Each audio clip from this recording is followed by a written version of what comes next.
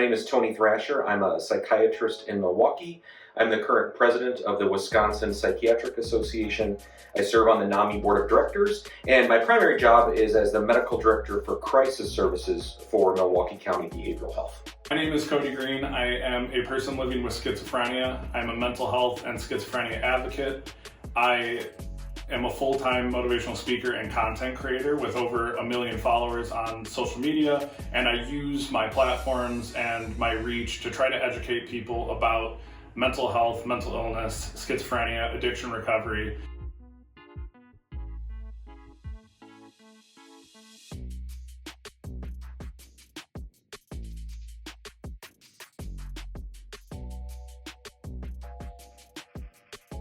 I think one of the biggest challenges with people that struggle with serious mental illness is the ever-changing landscape of who your care providers are. Whether that be a caseworker, a psychiatrist, a therapist, a substance use specialist, these can often turn around because of the way the medical workforce is currently aligned. The beauty of a CSP is that the people that need the most assistance are aligned with a similar team that can follow them daily or weekly in perpetuity. That type of consistency has been shown to have better outcomes across the board for any patient, let alone somebody struggling with a serious mental illness.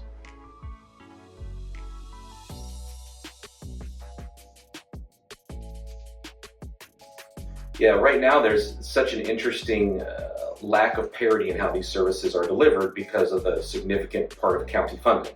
And since in Wisconsin we have a significant difference in the size of our counties, the amount of workforce within our counties, and the amount of mental health care funding within our counties, we also have a diversity of how well these CSPs can work. So if we could get the state to fund these, we could get more parity from county to county, from number 1 to number 72. You could have similar CSP outcomes, similar CSP staffing models, and to be fair, it would be extensively cost efficient. Because right now, when people that are in counties without CSPs or without CSPs that function fully, those individuals then end up having more morbidity. When they have more morbidity, they use more services. They tend to use more hospital-based services, which is much more costly. So the more that you are able to invest proactively on things like CSP, people can be treated in the community, their symptoms are less severe, and not only do they get better, which is our primary interest, but the system gets better because we are saving a lot of money on unneeded emergency room visits, unneeded hospitalizations, and long-term placements.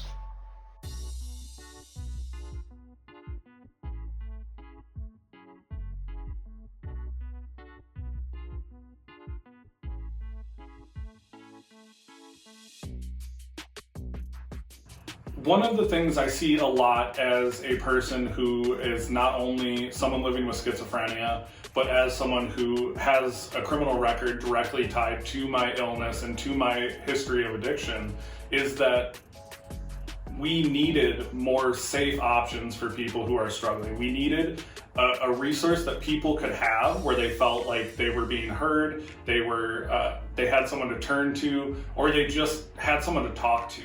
And having resources like 988 allows people to feel safe in their own homes, in their communities. It allows people to reach out during the hardest times, whether they struggle with depression or schizophrenia or whatever it is. We have to make sure that having that as a resource is always available so that people can really thrive in life, and also so we can have less people dying by suicide, less people turning to addiction as a way to cope with what they're going through. Having these services is crucial for people in Wisconsin, but all over the country. I myself and several of the advocates I know have benefited from using 988, just being able to call during moments of crisis, being able to have someone trained in de-escalation help get me or another person to a place where they feel comfortable even bringing themselves into the hospital or reaching out to a caregiver for help. And in the end, it also just helps people who are going through incredibly difficult times. Not all mental health is mental illness. A lot of it is situational, and everyone has mental health, which means everyone can struggle with it. And a resource like 988 allows people who might just need it once, who might need it every single day. So having resources like that is crucial for anyone who has mental health, which is everyone.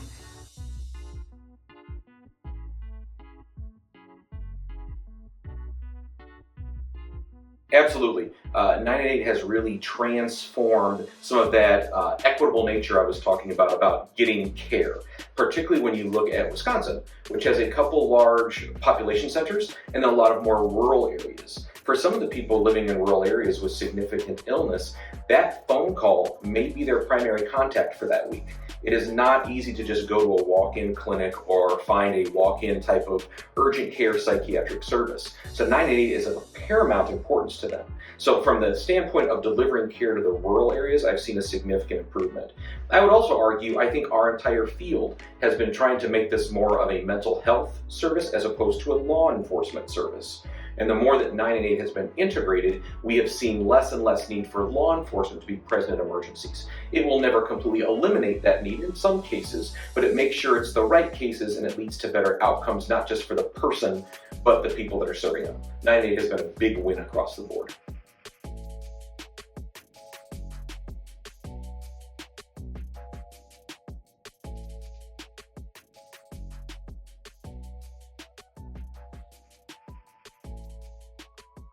I do a lot of crisis intervention training with police officers all over the country, and the reason I'm so passionate about that is I've been, early on in my schizophrenia diagnosis, a lot of my time was spent interacting with police officers, EMTs, first responders, and it can be really frightening for a person struggling with mental illness not knowing how those calls are going to end, and that tends to escalate those calls, and it's not safe for the person who's struggling. It can end up being not safe for the people responding. And so having a better understanding to response will allow for less people to lose their lives. It'll allow for less people to go on without the resources they need. And so it's not only beneficial for patients like me who have schizophrenia, it's beneficial for anyone in the state to have safer environments, to have people getting the help they need and access to care they need.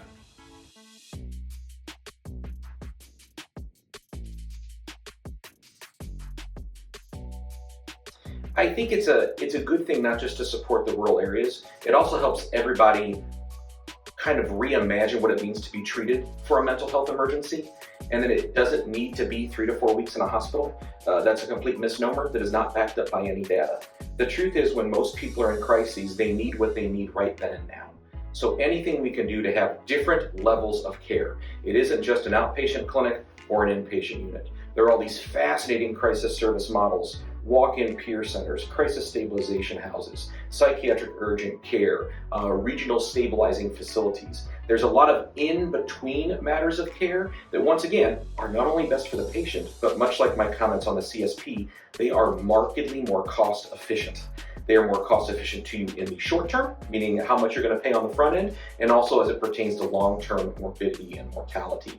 Doing anything you can do to ramp up crisis services is good not only for heavy population centers, but definitely for the rural areas.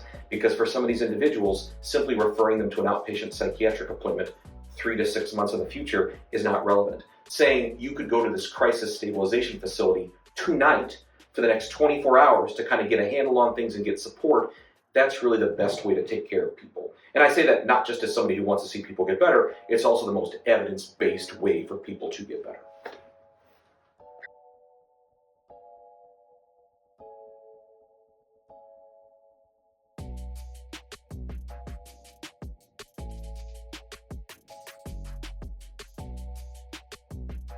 I think youth having access to mental health education not only helps them better understand loved ones who might be struggling and understand people in their community, it also gives them the tools they need if they themselves struggle with mental illness later in life, or if they themselves have issues with serious mental health. And so for me, education is what allowed me to really deal with my own diagnosis when I was diagnosed with schizophrenia, and getting that to younger people is going to give them more time to really research mental health and be able to understand it more effectively, so that we can have less stigma around mental health as a whole.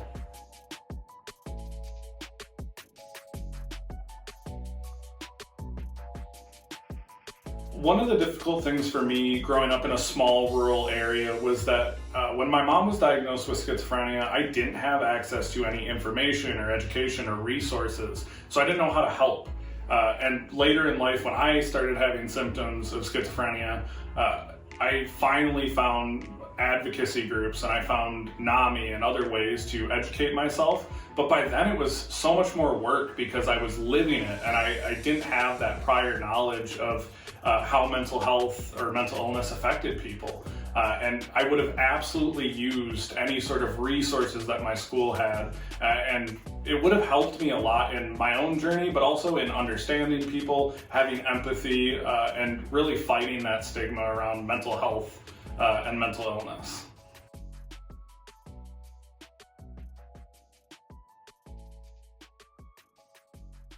I think the current youngest generations are more involved with mental health than any of the previous generations. I'm a millennial, and I've seen the amount of young people that come up to me and they ask about my journey. They ask how they can help a loved one online. All of my comments are from younger people who want to learn more about mental health. And so we have so many people who are trying to make a difference, and they don't know where to start. They don't have the access to resources. They don't know enough about mental health or mental illness to make the impact they want to make. So trying to ensure that kids have the access to learn about mental health so they themselves can help advocate for it and make changes is crucial to having a better understanding as a community about how to treat and help people with mental illness.